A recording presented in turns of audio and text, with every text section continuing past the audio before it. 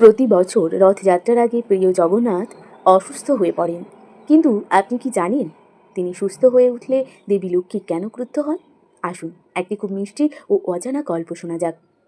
স্নান পূর্ণিমার দিনে প্রিয় জগন্নাথ, বলভদ্র এবং সুভদ্রাকে 108টি কলসির পবিত্র জল দিয়ে স্নান করানো হয়। কিন্তু এই স্নানের পর দেবতাদের জ্বর হয়।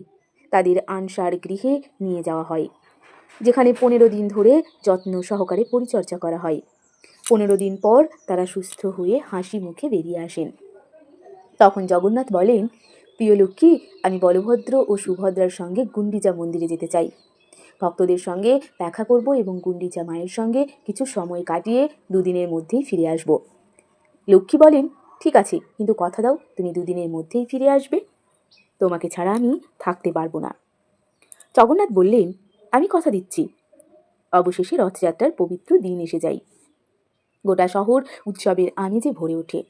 ঢাক, করতালের শব্দ, ভক্তদের নাচ, সব মিলিয়ে আনন্দের পরিবেশ। তিনি দেবতা গুন্ডিচা মন্দিরের দিকে যাত্রা করেন। মা গুন্ডিচা তাদের ভক্তি ও ভালোবাসা দিয়ে স্বাগত জানান। তিনি নিজের হাতে ক্ষীর, লাড্ডু, নানান সুস্বাদু খাবার প্রস্তুত করেন, তাদের পরিবেশন করেন। 3 ভাই বোন সেখানে আনন্দে সময় কাটাতে থাকেন। এদিকে দেবী লক্ষ্মী মন্দিরে অপেক্ষা করতে থাকেন। 2 দিন, 3 দিন, 4 দিন, এমনকি 5 দিন কেটে যায়, কিন্তু জগন্নাথ ফেরে না। লক্ষ্মী ক্রুদ্ধ হয়ে বলেন, তিনি 2 দিনের কথা দিয়েছিলেন, এখন 5 দিন হয়ে গেল, আমি কি কোনো গুরুত্বই পাই না? আর নয়, আজ আমিই যাব। তিনি আদেশ দেন, আমার পালকি সাজাও, আমরা এখনই গুন্ডিচা মন্দিরে যাব। লক্ষ্মীর রাজকীয় শোভাযাত্রা শুরু হয়। ঢাক ঢোল বাজতে থাকে, সবাই উত্তেজিত হয়ে ওঠে। গুন্ডিচা মন্দিরে খবর পৌঁছায়, দেবী লক্ষ্মী আসছেন এবং তিনি খুবই রাগান্বিত। জগন্নাথ চিন্তিত হয়ে বলেন, আমি প্রতিশ্রুতি ভেঙেছি, এখন কি করব? তিনি তৎক্ষণাৎ মন্দিরের দরজা বন্ধ করার নির্দেশ দেন।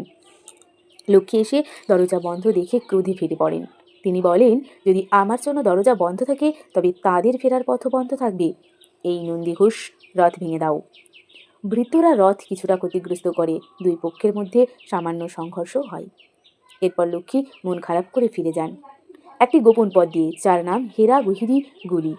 এই ঘটনাকে বলা হয় হেরা পঞ্চমী। এরপর দিন কেটে যায়। 7ম দিনের সন্ধ্যায় দেবতাদের দর্শন হয়। 8ম দিনে রথগুলি ফিরে যাওয়ার প্রস্তুতি নেয়। 9ম দিনে 3 দেবতা শ্রী মন্দিরের উদ্দেশ্যে রওনা হন।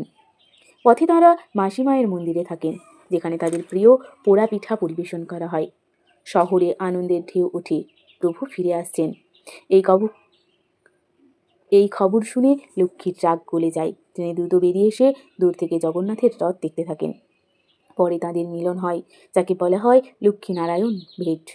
কিন্তু গল্প এখানেই শেষ নয়। নীলাদ্রি বিজের দিন যখন দেবতারা মন্দিরে ফিরতে আসেন, তখন লক্ষ্মী জগন্নাথের জন্য দরজা বন্ধ করে দেন। বলভদ্র, সুভদ্রা ভিতরে ঢুকলেও জগন্নাথ বাইরে থেকে যান। অবশেষে জগন্নাথ রসগোল্লা ফুলের মালা দিয়ে লক্ষ্মীকে মানান। লক্ষ্মী তার রাগ ভুলে তাকে গ্রহণ করেন। দুজনে একসঙ্গে হাসি মুখে মন্দিরে প্রবেশ করেন। এভাবেই এই লীলা আমাদের শেখায়, ভালোবাসার মধ্যে যেমন রাগ আছে, তেমনই আছে মিলন।